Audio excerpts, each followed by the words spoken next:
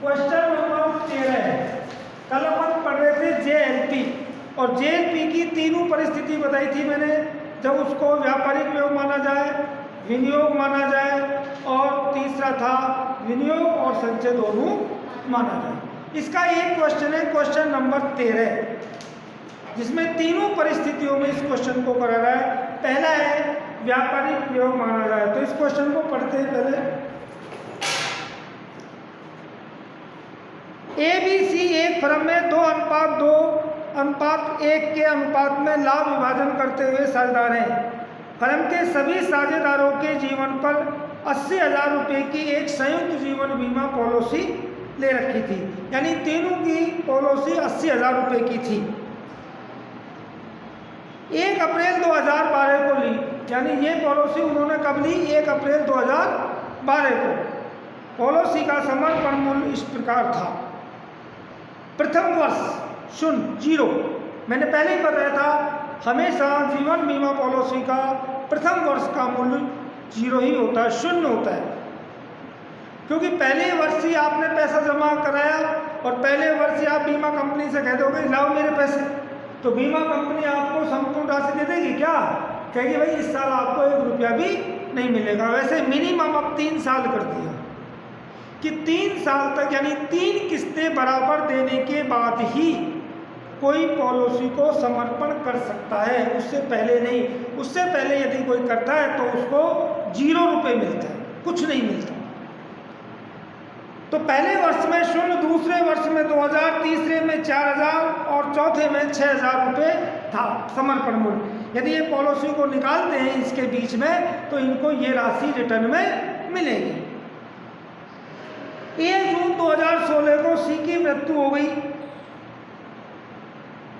Firm की पुस्तकों में आवश्यक खाते बनाइए यदि, अब इसमें 3 क्वेश्चन है। यदि का मतलब है, पहला प्रीमियम को व्यापारिक खर्च माना जाए, दूसरा है प्रीमियम को विनियोग माना जाए, और तीसरा है प्रीमियम को विनियोग माना जाए तथा संचय का निर्माण किया जाए।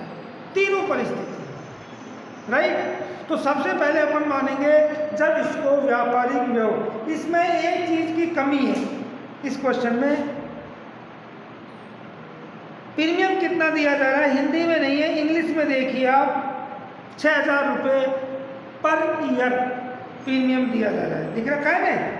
1/4/2012 the firm pay annual premium 6,000, the surrender value of the policy as under, right. तो इसका मतलब प्रीमियम कितना दिया जाता है? 6,000 रुपये दिया जाता है। तो अपन जेएलपी खाता बनाएंगे इसमें।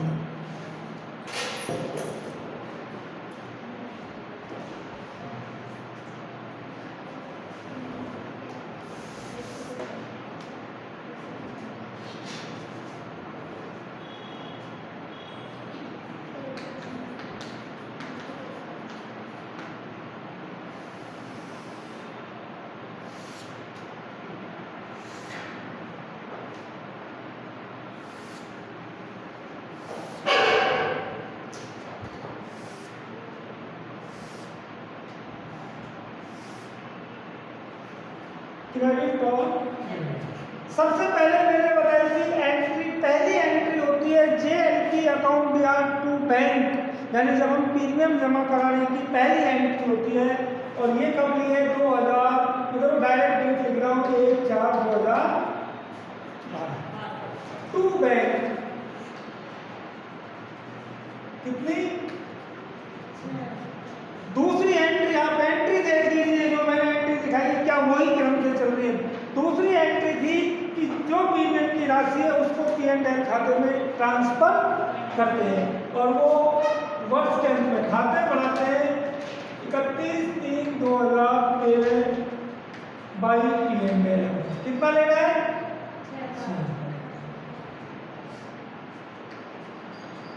पहले साल का काम समाप्त।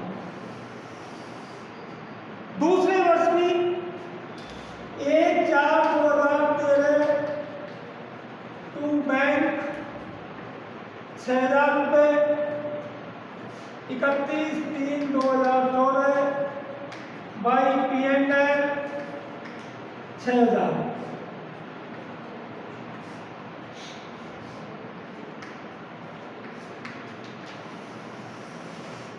इसी प्रकार तीसरे, जब तक उसकी मृत्यु नहीं हो जाती किसी सरकार की या इसका टाइम पूरा नहीं हो जाता, तब तक हम यही प्रक्रिया करते रहेंगे। 1/4/2014 टू बैंक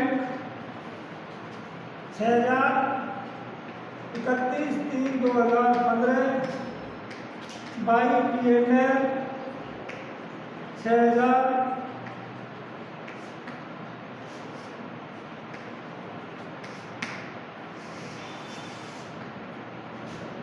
एक 4/2015 टू बैंक 6000, 31/3/2016 बाई PNL 6000,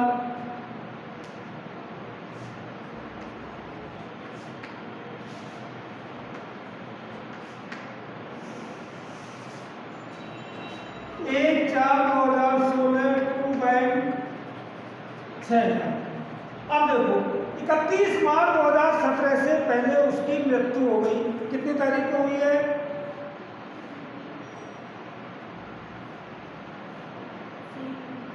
1 जून 2016। तो मैंने तीसरी एंट्री बताई थी कि साझेदार की मृत्यु होने पर जीवन बीमा पॉलिसी की संपूर्ण राशि प्राप्त हो जाती है। होती है कब हुई? 1 जून का मतलब 1/6/2016 और बाई बैंक कितना मिलेगा? 80,000 अब यह समझो, आपने 6,000 रुपए के प्रीमियम के रूप में जमा कराए और या तो प्रीमियम को आप P&L में ट्रांसफर कर दो या 80,000 रुपये से काट दो। दोनों एक ही बात है। P&L में से करोगे तो P&L का पैसा किस में बटेगा? साझेदारों में बटेगा, और साझेदारों से करोगे तो भी P&L बढ़ जाएगा। तो इसलिए अपन क्या करते हैं, डायरेक्ट इसी को काट लेते हैं। अब 80 में से 6 गए, कितने बचे? 74,000। 74,000 को तीनों साझेदारों में बांट देंगे किस अनुपात में? इसी तारीख को 1/6 को by 1 capital account by 20 capital account by 30 capital बांटो बेहतर को 5 × 5 5 को 20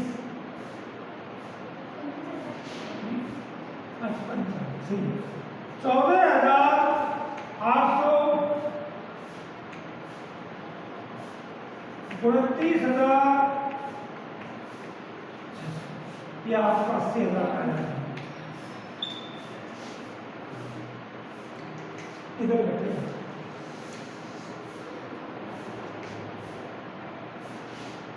1/6/2016 2 एज कैपिटल 2 बीज कैपिटल 2 सीज कैपिटल 29,600 29,600 और 14,000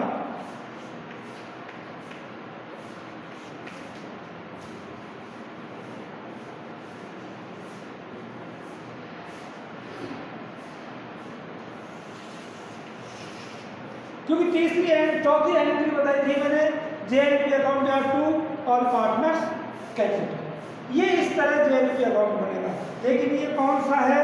जब हम इसको एक व्यापारिक व्यय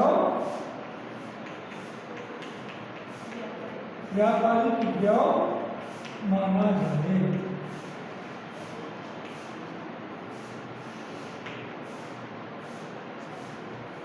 सेकंड पोजीशन है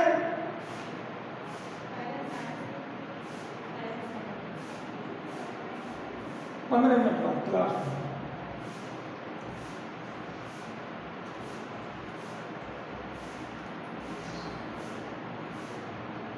सेकंड पोजीशन है जब इसको क्या माना जाए? व्यापारिक विनियोग माना जाए।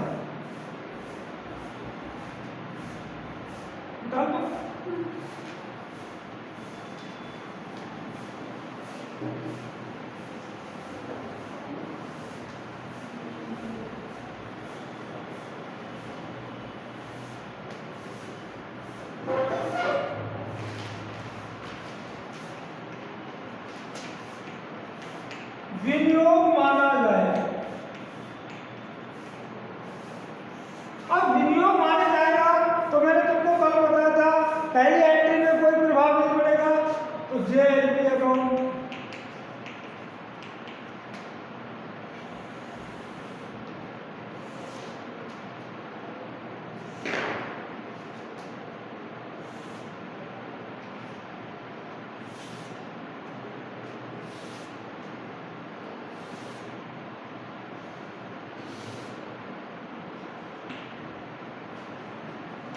पहली एंट्री है वही JLP account to bank 1/4/2012 to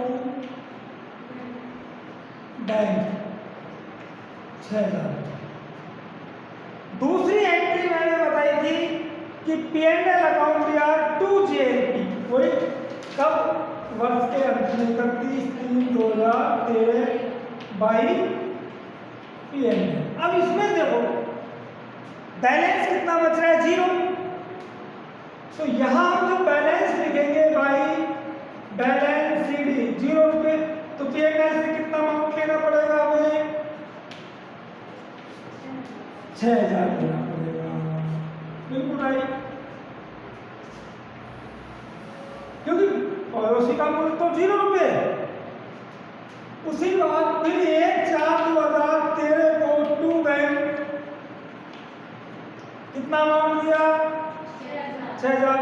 दूसरी एंट्री देखो पहले इसको समझ लो तुम 31/3/2014 बाई पीएनएल। देखो पीएनएल से कितना अमाउंट लेना है, इससे पहले हमको यहाँ बैलेंस देखना पड़ेगा बाई बैलेंस सीडी।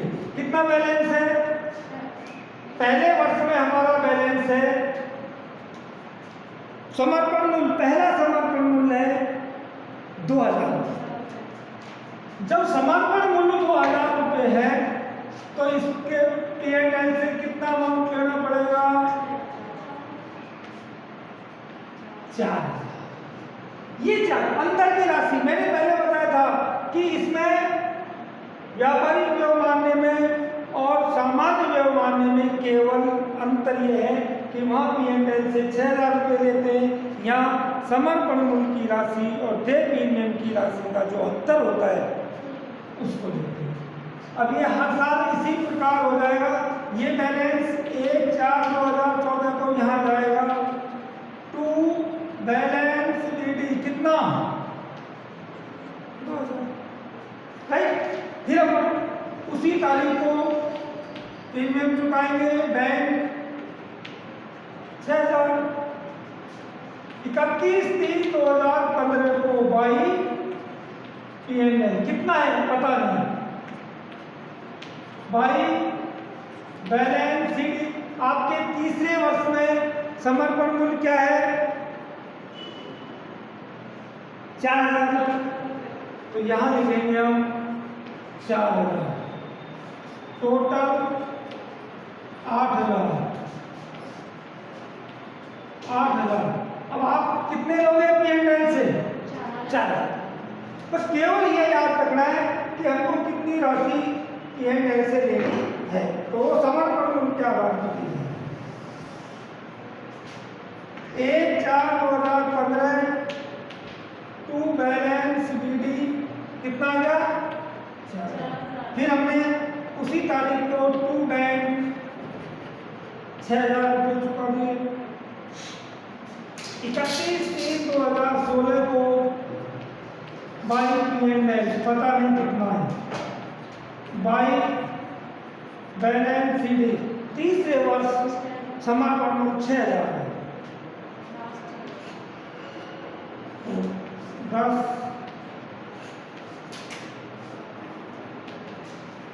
यानी 4000 की। ये दो एंट्री हमेशा चलती रहेगी, पहली बैंक की और दूसरी पीएनएल की।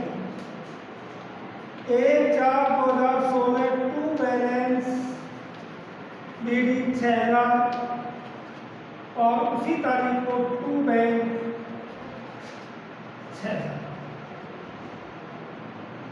1/6/2000 यानी हम जब समर्पण मूल्य की राशि ज्ञात करें उससे पहले उसकी मृत्यु हो जाती है 1/6/2016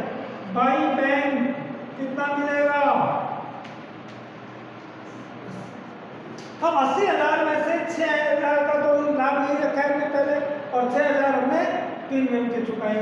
तो 80,000 में से 12,000 चुका देंगे तो 68,000 रुपये को 3 11.5 में 2:1 के अनुपात में बांट दिया जाएगा। 1/6/2016 to A's capital to B's capital to सी।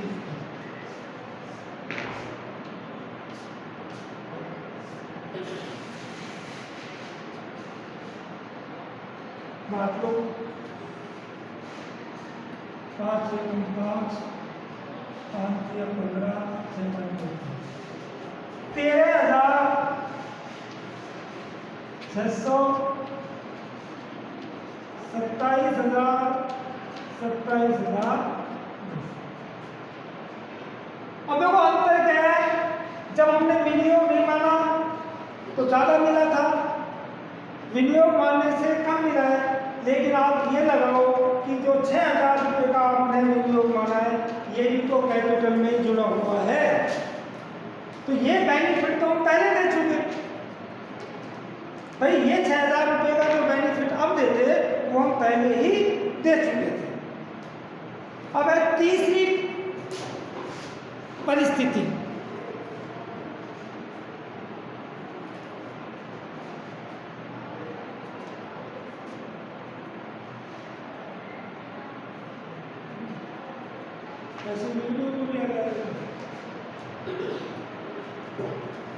तीसरी में 2 खाते बनेंगे, JLP और JLPR।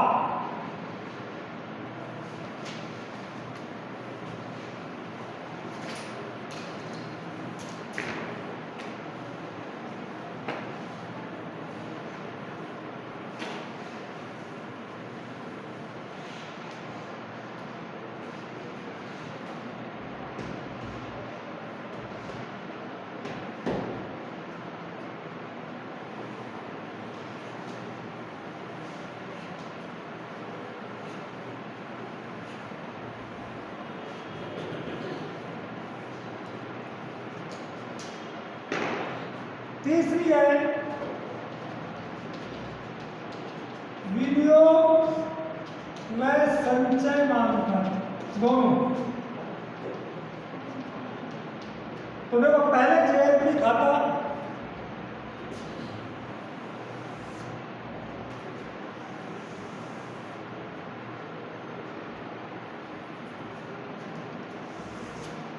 और दूसरा है JLPR।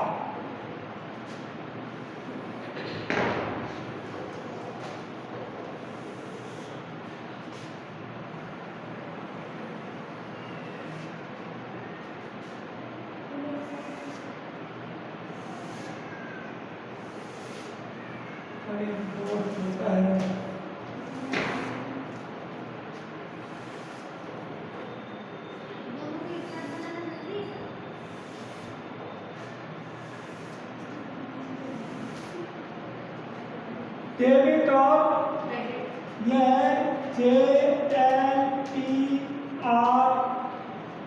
अकाउंट।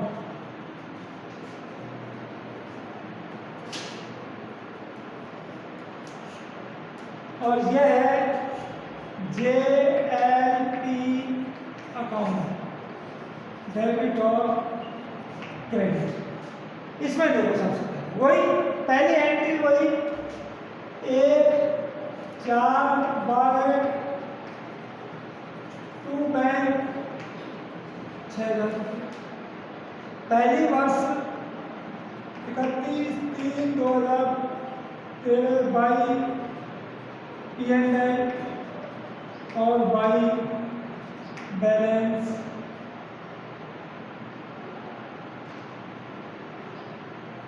या तो वो P&L नहीं है, ये समझ नहीं चाहिए। या P&L नहीं आएगा, ये क्या आएगा JLPR।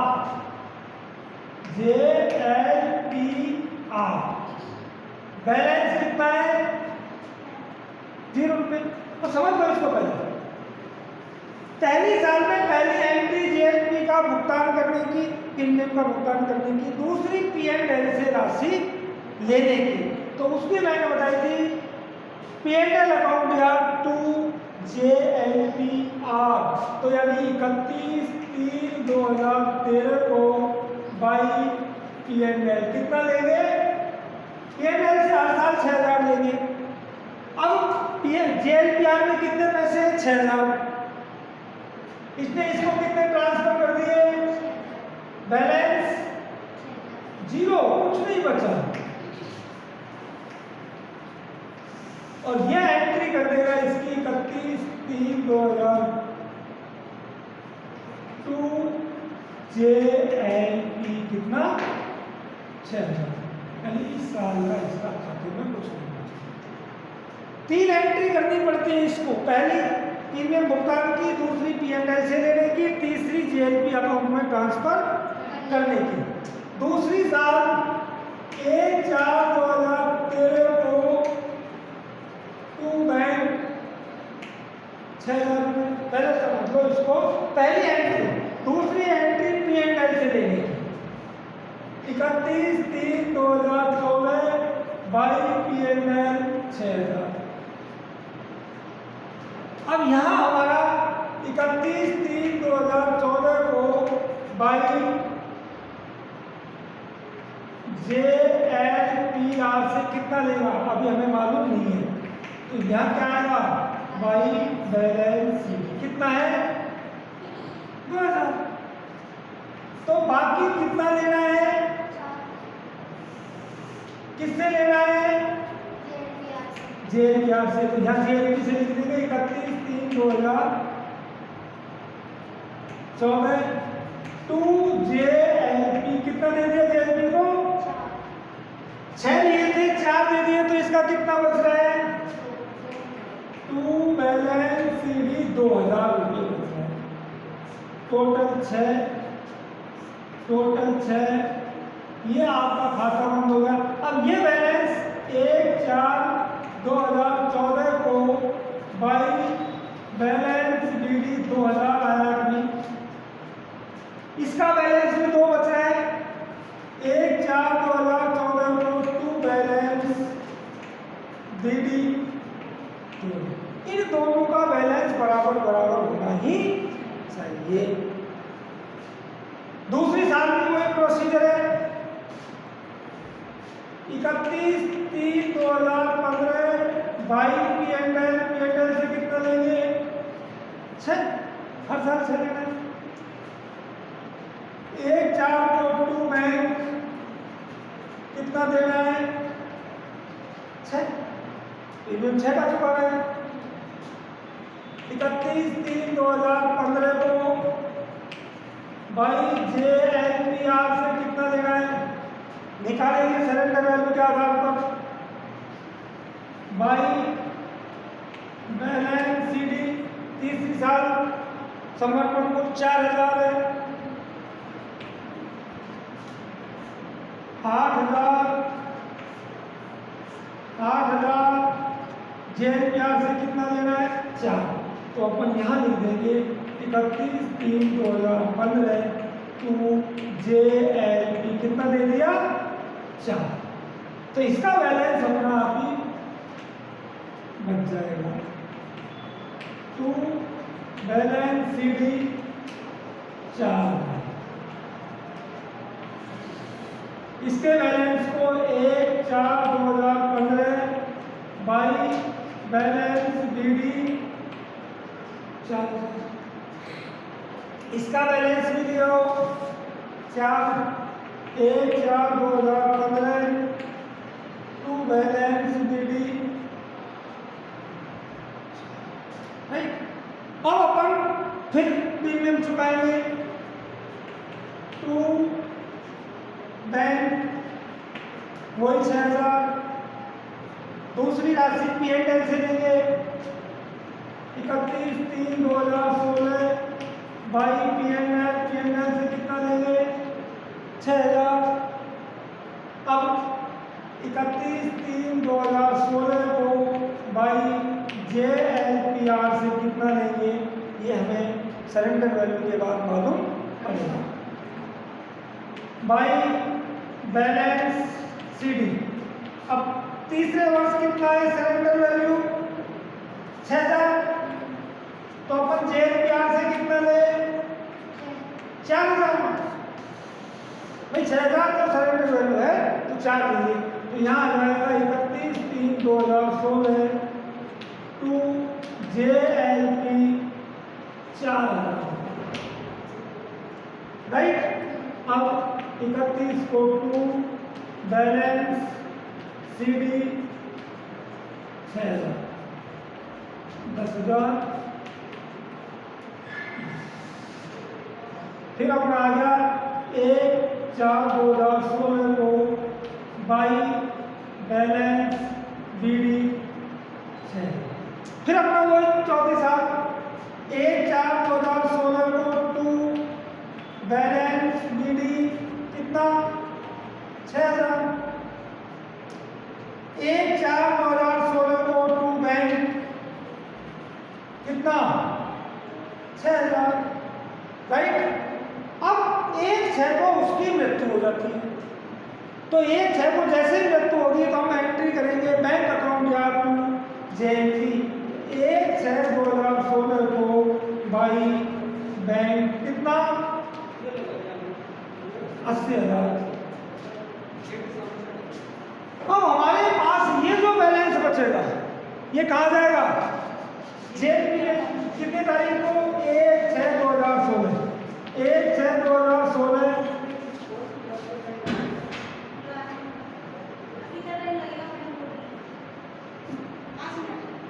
टू JLP क्या काम है, बहुत जरूरी वाला काम है। TC हो जाएगा। ये 6000 रुपये कहाँ आएंगे, यहाँ आएंगे बाई JLPR।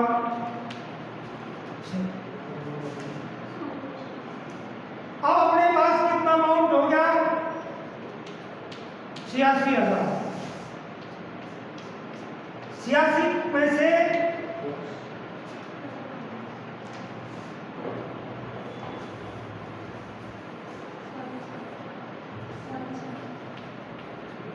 $86,000 में से आप 12,000 काट लो, वही 74,000 बच के, और 74,000 को तीनों साझेदारों में 2:2:1 में बांट दो। 2A 2B कैपिटल और 2C कैपिटल बांट दो 74 को। तो ये बटा था अपना 5, 5 5 20, 14,800 इसको मिले थे, ध्यान है 600 29,000 29,600।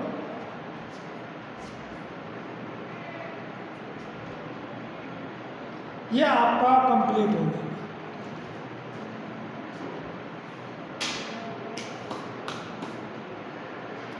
अब मैं कल क्वेश्चन बताऊंगा, कोई मालूम हो तो